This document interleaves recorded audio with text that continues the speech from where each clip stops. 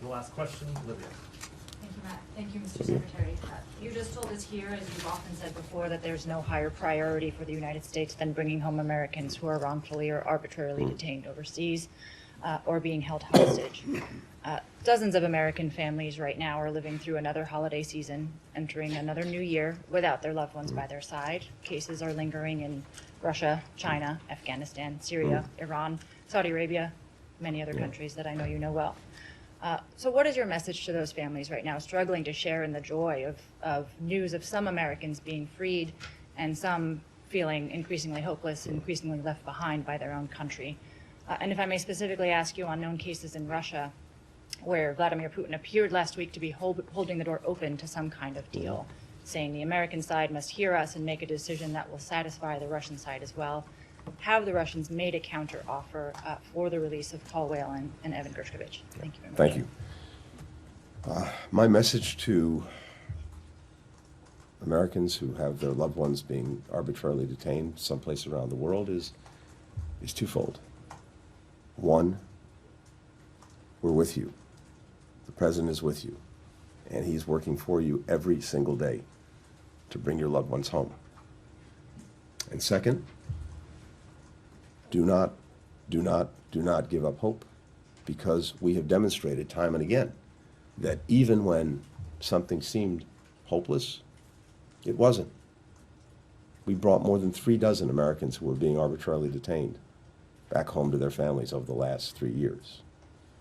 And each and every one who comes home should be a message of hope to those who remain detained and to their families and loved ones, that not only is it possible, it's happening.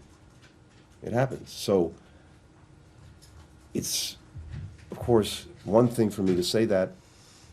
It's another thing if you're a member of one of these families that has a loved one being detained, who have to live through that every hour of every day. The uncertainty, the not knowing. None of us can fully put ourselves in their shoes. But I've spent a lot of time meeting with the families of those who are arbitrarily detained, held hostage. And for me, and for the President, this is not, these are not names on a piece of paper. These are not numbers. They're real people, real families, whose lives have been torn apart by the arbitrary actions of other governments or groups. And remembering, as I do every day, that we're talking about real people, real lives, real families. That's what motivates us to do everything possible to bring them back. With regard to Russia, Evan, Paul Whelan,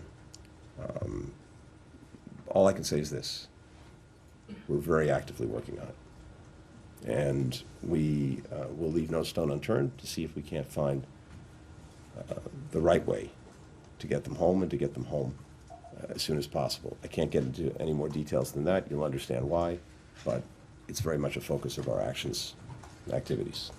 Thanks. Thank you all. Thanks, everyone. May I wish you a very happy New Year, holiday season.